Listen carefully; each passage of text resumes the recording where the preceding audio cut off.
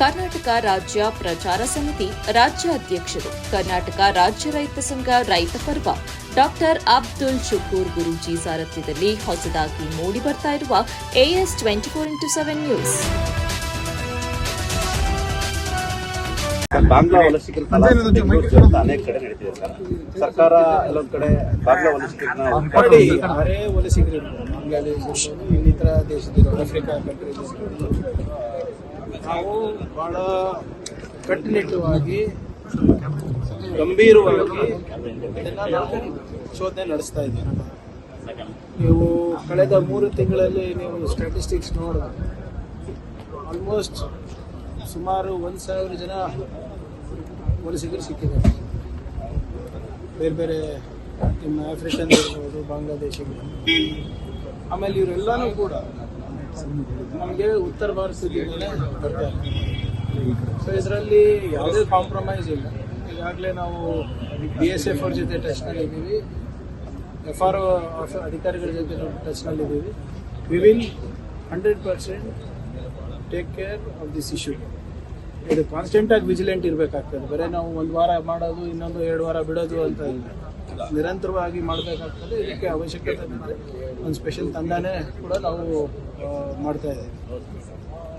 ಮತ್ತು ಭಾಳ ಪ್ರಮುಖವಾದಂಥ ವಿಷಯ ಏನಪ್ಪ, ಈ ವಿಚಾರದಲ್ಲಿ ಕೇಂದ್ರ ಸರ್ಕಾರ ಸ್ವಲ್ಪ ನೆರವು ಕೊಡಬೇಕಾಗ್ತದೆ. ಯಾಕಂದರೆ ನಮ್ಮ ರಾಜ್ಯ ಯಾವುದೇ ಅಂತಾರಾಷ್ಟ್ರೀಯ ಗಡಿಯನ್ನು ನಾವು ಹೊಂದಿಲ್ಲ, ಸಂಪರ್ಕನೂ ಇಲ್ಲ.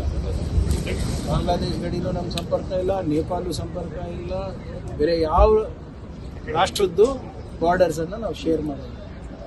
ಆದರೆ ಇವತ್ತು ಅವರು ನುಗ್ತಾ ಇದ್ದಾರೆ ಅಂದರೆ ಎಲ್ಲಿಂದ ಬರ್ತಾ ಇದ್ದಾರೆ? ಇವತ್ತು ತ್ರಿಪುರಾದಿಂದ ಬರ್ತಾ ಇದ್ದಾರಾ, ಅಸ್ಸಾಮಿಂದ ಬರ್ತಾ ಇದ್ದಾರಾ, ಬೇರೆ ನಾರ್ತ್ ಈಸ್ಟ್ ಇಂದ ಬರ್ತಾ ಇದ್ದಾರಾ, ಪಶ್ಚಿಮ ಬಂಗಾಳಿಂದ ಬರ್ತಾ ಇದ್ದಾರಾ?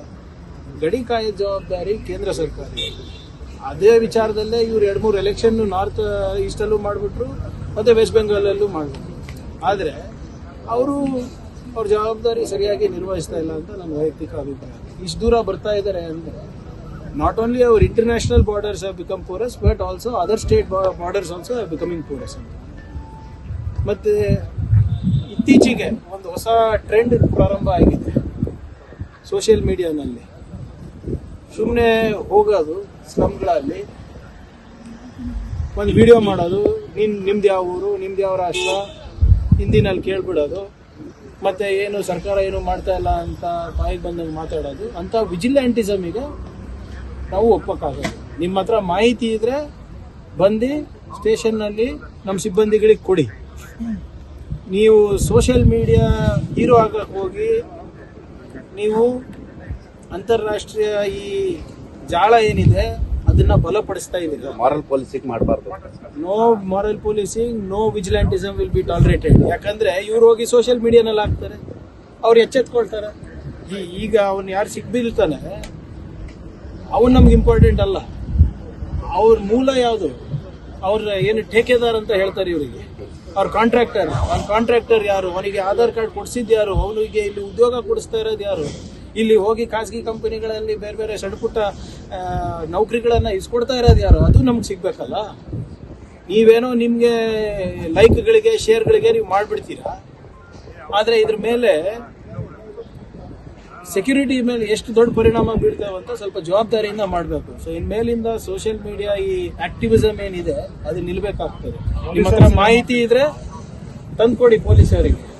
ಈಗ ನೀವು ಪೊಲೀಸರು ಸರಿಯಾಗಿ ಮಾಡ್ತಾ ಇಲ್ಲ ಅಂದರೆ ಗೊತ್ತಿದ್ರೆ ನಾವು ಮಾಡ್ತಾ ಇದೀವಲ್ಲ, ಅವ್ರಿಗಿಂತ ಜಾಸ್ತಿ ನಾವು ಹಿಡಿತಾ ಇದ್ದೀವಿ. ಅನ್ಫಾರ್ಚುನೇಟ್ಲಿ ನಮ್ಮದು ಪ್ರಚಾರ ಆಗ್ತಾ ಇಲ್ಲ. ಆಮೇಲೆ ನಾವು ಸೋಷಿಯಲ್ ಮೀಡಿಯಾನಲ್ಲಿ ಹಾಕೋಕ್ಕಾಗಲ್ಲ.